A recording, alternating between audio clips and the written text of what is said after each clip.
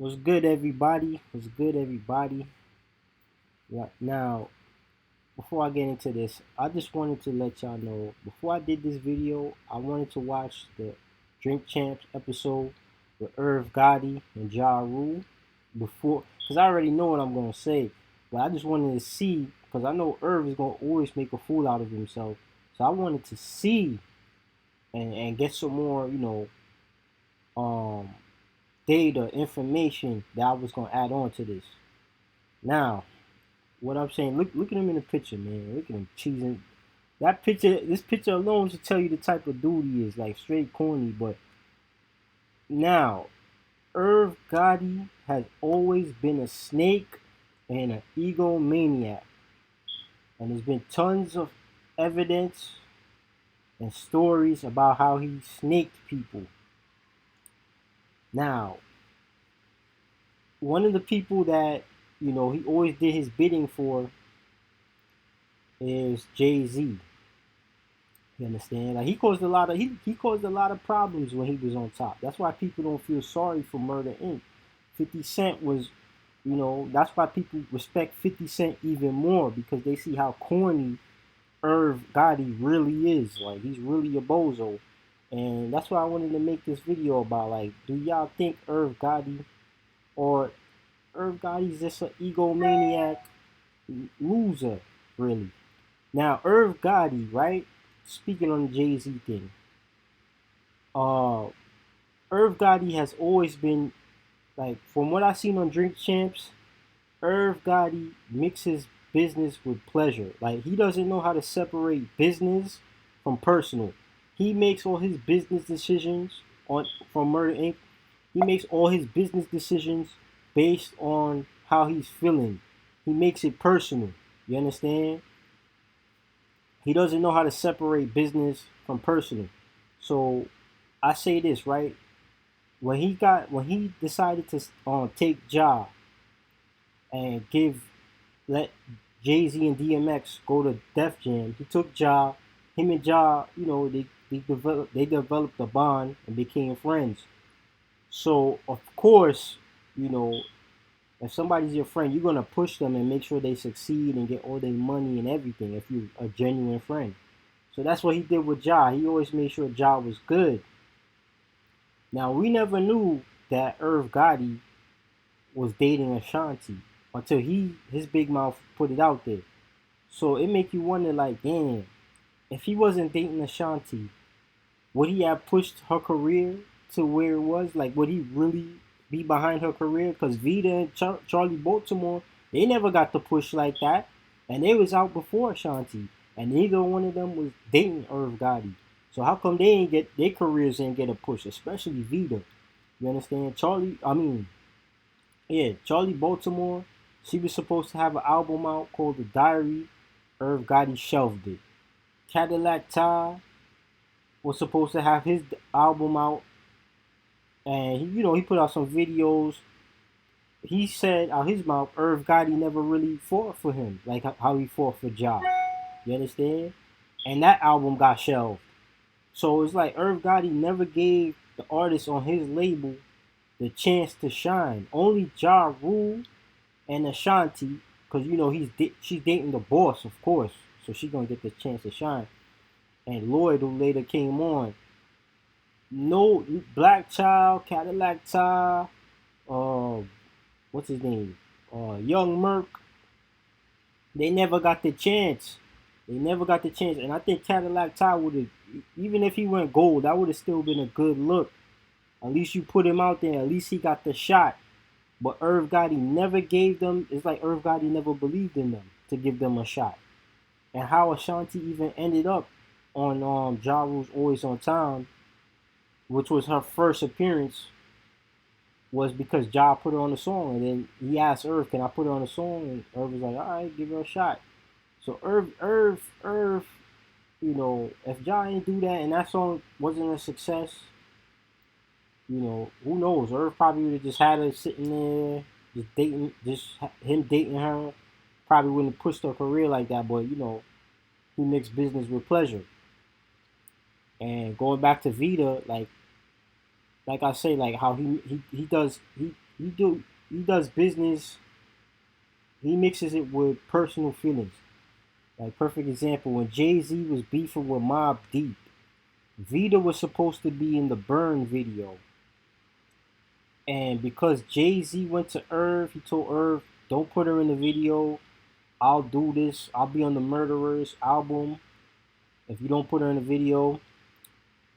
And instead of Irv being a real man and standing up and saying, "No, I'm gonna. This is gonna be a good, like at least trying to fight for her and be like, yo, this is gonna be a good look for her. It's gonna get her more exposure. Help her career." He folds and he tells her like he's not gonna put her in the video. And they was all at the video shoot. Mob Deep, Vita was there. She hyped, about to get ready to be in this video, and then Irv just come and tell her like, "Yo, you're not gonna be in the video." And it probably just crushed her, man. Like, so that's why in that video, you hear her vocals, but you don't see her because of that. And Jay never even kept his promise, so he had Irv looking stupid, and it kind of hurt her career because that was a hit song. It would have gave her some more exposure, but Irv thinking with personal feelings instead of with a business mind helped hurt her career. And it's just sad. Like she I feel like Put It On Me open, just like how Always on Time opened the door for Ashanti. Put It On Me opened the door for Vita, and she should have really been bigger than what she was. Like she had the lane, she had the potential, but Irv never pushed her career. Sad, man, very sad. And even with going back, speaking of Prodigy again, when how Jay Z got the picture, that's another problem. Like another thing Irv did. Irv Gotti was the one that gave Jay Z the picture of Prodigy as a kid in the dancing school, because Ashanti went to that same school performance art school as Prodigy, and I think they had classes together or something like that. And he was at Ashanti's house, and he stole the picture. Like she was showing him like the photo books and stuff like that, like showing him, like you vibing with a girl and she's showing you her past, like what she looked like as a kid and all that. So Irv stole the picture out the book and gives it to Jay Z, and that's how Jay Z got that picture, and he posted it on Summer Jam, and it caused a whole big problem. And Prodigy thought it was Ashanti that did it. Um, Ashanti was like, yo, like she figured Irv did it, but Irv was telling her like, if you don't say nothing, don't like, just take the heat, and I'll like he was trying to bribe her like, yo, if you take the heat and take the fall on this, I'll do this, I'll do that for you, like I'll help you with this, just take the heat.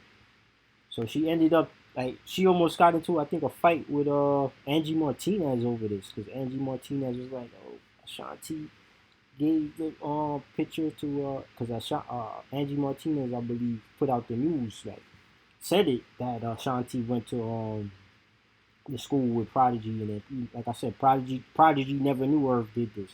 Nobody knew Irv did this, so he thought it was Ashanti. So he low key kind of feeling a way about that.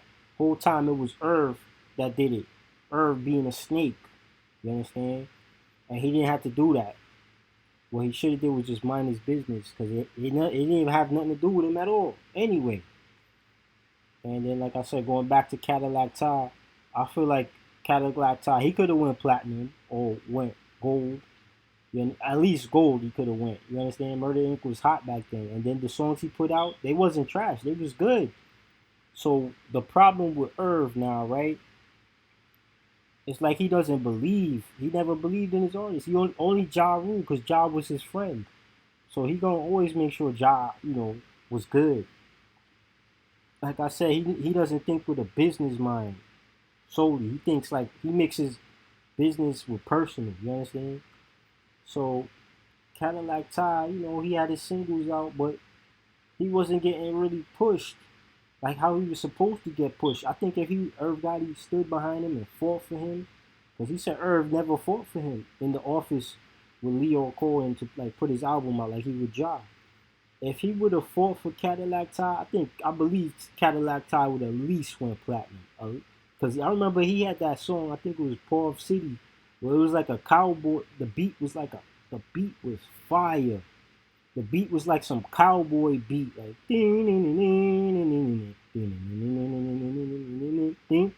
that song was fire. That song was fire. There's no way he was not selling. Irv never pushed it, never pushed the singles really, and he shelved his album. And I heard the album. The album you can find it on YouTube and listen to it. It was kind of good. It was kind of good. But like I said, Irv never believed in him. Like I said, he shelved Charlie Baltimore. She was supposed to have an album out called The Diary. It got shelved. Black Child, his thing got shelved. I forgot the name of it.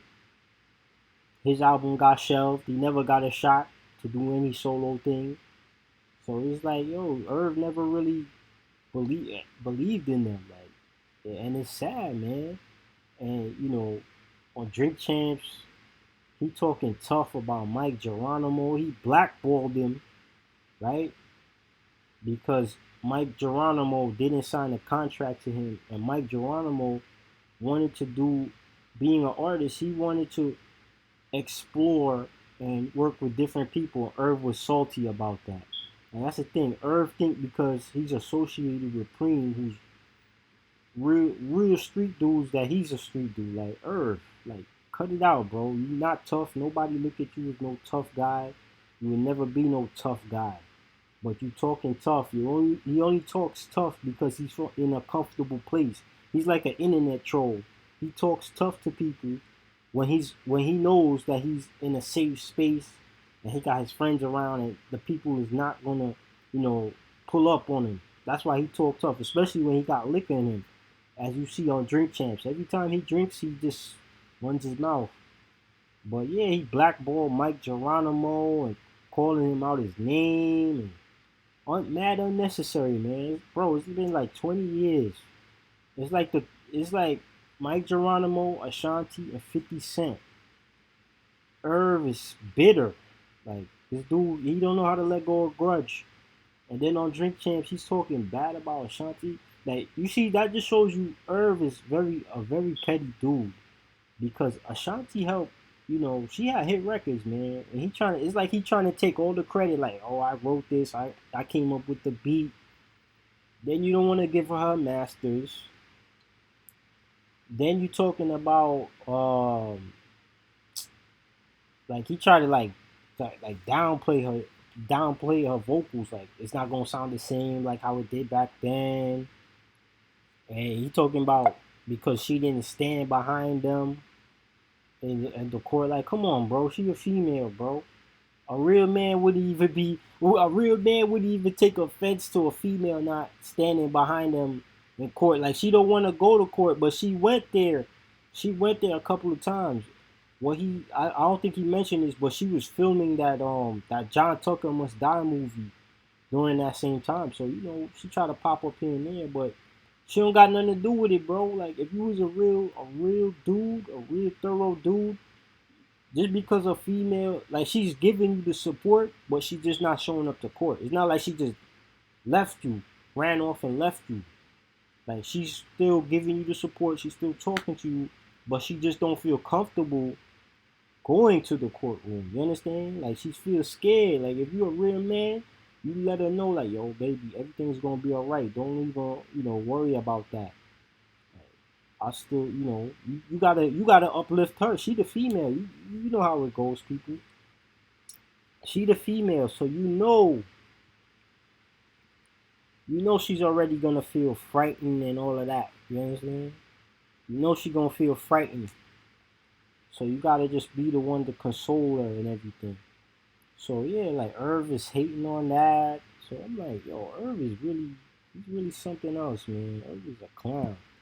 You understand? Like, you can't respect a guy like Irv Gotti, man, too much. Cause he's just a clown all around the board. He always hates on 50, never gives 50 his credit on nothing. Like, always bring up that paperwork, but we know the truth behind that paperwork is the engineer's the one that filed the complaint, not 50 Cent. You understand? And I wish there was video cams or evidence or something like that back then, because I don't think he even let off a swing on 50. He probably, if anything, is the other guys like his brother and Black Child. But him, trust me, 1-on-1 50 would knock him out. You know what I'm saying? That's why he talks so tough from a distance. But it's like Irv, just like let it go, bro. Like none of these people talk about you. You the one that obviously have some type of malice and bitterness about these people, and it's been like 20 years, bro. So he got this documentary coming out. So just imagine, man, he probably gonna make himself look like the illest gangster boss in the whole world. Cause his ego, like I said, his ego is crazy. His ego is crazy. You understand? Irv is just like he's just a cornball, man. And another thing, like even with the Superhead story, when he first was on Drink Champs, and he was talking about Superhead, and then the way he was talking, he made it sound like as if he was down talking her to her face, like crazy like that. And I don't believe he would do that face to face with her, yo. I don't believe. Like I don't believe he would talk to her like how he was talking on Drink Champs. I just don't believe it. It was just too extra. You understand? Like Irv, you could tell like before the money and fame, he was a loser. Like even with women, like he don't know how to deal with women nice, like a real man. Like you understand? He's like a loser. Like, I remember when he had that Irv Gotti show called Gotti's Way, and he used to treat his yo. There's a reason why he probably never wanted to do a reality show after that, because he used to treat his wife crazy bad, like cheat on her and all that. But this is before reality TV was scripted. You understand? I think this show came out like '05, '04, something like that. '06 maybe. And he used to cheat on his wife. He'd be in, like, I remember there was a clip on YouTube. He was sitting in the living room. He's getting naked pictures from other women. He's sitting in the couch, and his wife knew it. And his wife was like, "Let me see it." And he's like, "You don't want to see because I could be getting naked pictures." He's like, I might be, I got some pictures in here you're not gonna like to see." I was like, "Damn!" Like he just he just made a fool out of it. Like I know he regret doing that show because it just show how he treats his family bad. Like it's crazy. Like he was cheating on his wife, treating his ex-wife bad and all that. And mind you too, when he was dating Ashanti, she was like 20, 18. He's like 32 or something like that at that time. And he's the boss. You understand? Like you're not even supposed to even go that route, bro. Like you already all the women you had or whatever, you're not supposed to go that route because it never ends well when you mix business with pleasure. And he went that route. He went that route. And I remember even further proving that Irv been a hater from the beginning. I remember an interview he was doing, and he said the reason why he even really went so hard to get into the music business because he was a hungry guy. This is his words. He was a hungry guy in the streets, and he used to watch P Diddy, and he looked at P Diddy, and he was jealous and envious. That's what he said. But he tried to say like in a good way. But he had like he was hating on Diddy. He wanted to do it. He wanted to do it. He felt like he could do it just as good or better. So from the beginning he was a hater. So you instead of being like yo, he's doing this thing, I want to be like him. You looking at him from a point of like jealousy, bitterness, and hatred, and then you use that and fueled it to make yourself successful, which is like, all right, it's cool, but you still a type of a hater behind that, bro. So when he finally got on, and mind you, Irv was married too when he was messing with Ashanti. Don't let him fool you and shit. Oh, he was separated. Nah, he was still married. But anyway, when he finally got on, and like another thing with Superhead, and she said in her first book, she said he was the worst person that basically he was the worst because he used to treat her super bad. Like He never believed like if people liked her, she said, he would be like, why would he would question like what like why would y'all like her? What would y'all why would anybody genuinely like her? That's how he like looked at her. Like he used to view her like he used to view her like as dirt. And nobody in that book looked at her like that but him.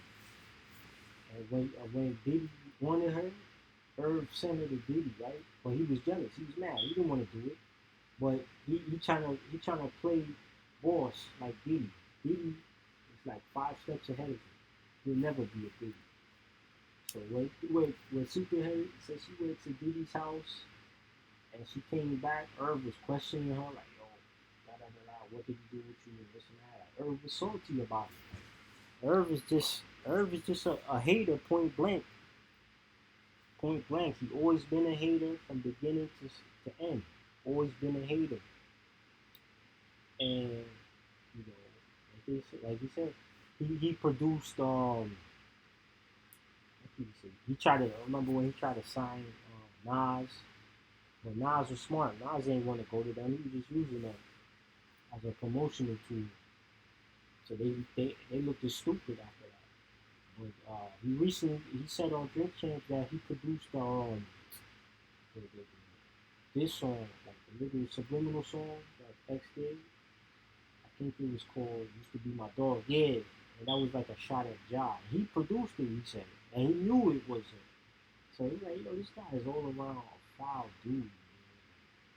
Even when he did an interview, I think last year, and he bragged about blackballing 50 Cent.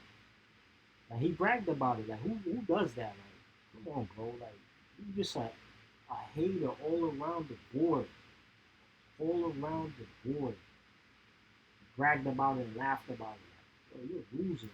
Look, he still prevailed and destroyed your label. And then he was talking about he can't trust Cadillac Ty no more.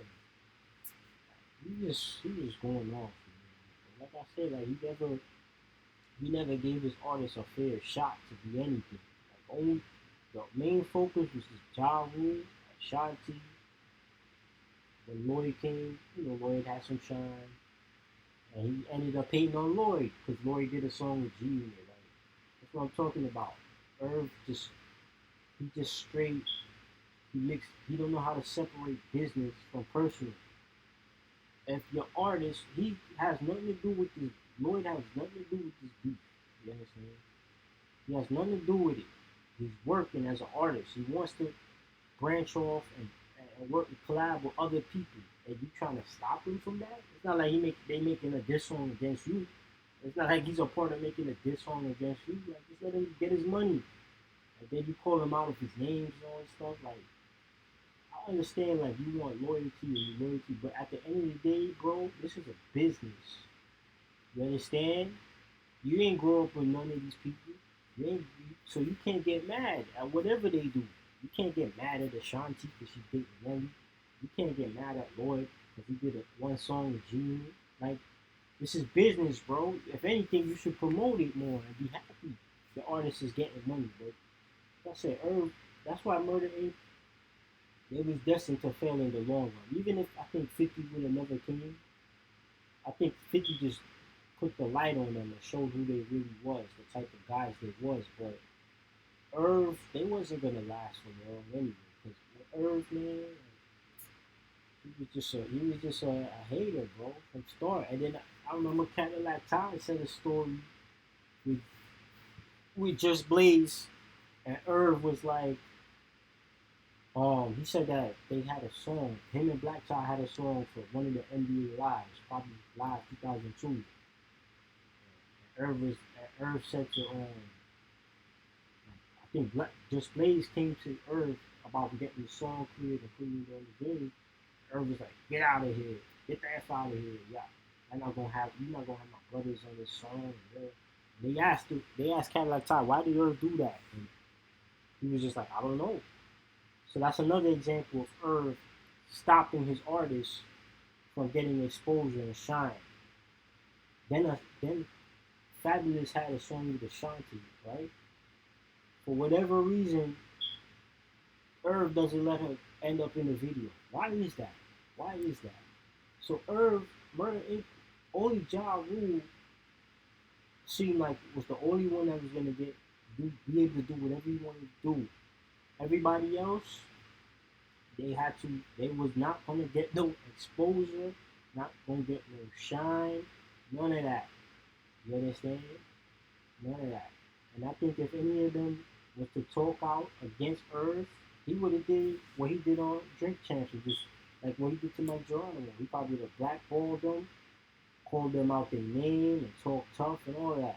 Because Irv is just a loser, and that's how he think. He got that 300 million now. It went to his head. Now he feel like he's on top of the world. But before, he better be lucky because before nobody wanted to deal with him. Not because the Fed case, but just like you said, Cadillac Ty said it. Like Irv was just going around trying to bully people in the industry when they was on top. So that was his karma, man. So I just want to know, what do y'all think? I'm curious to know how y'all feel about Irv Gotti. Like, do y'all respect him or do y'all feel like he's a clown? Because I just gave y'all a whole bunch of examples of him being a snake and being a clown. Like he's just a clown, bro. 20 years later, and he's still dissing people. Like, and he's 52 right now, man. Like Irv never gonna grow up, man. Irv is just, that's the difference between him and Dame. You don't, I never heard Irv doing doing really helping nobody outside of Ja or whatever. Irv, Dame, you got tons of stories of Dame helping people career, helping people get a jump start in their career. You understand? People could say what they want, but Dame really fought for people. I never really heard about that for Irv. Irv is just a selfish guy. Like, he's just selfish. That's what it is. He's selfish, man. So y'all just tell me what y'all think. Alright, I'm out.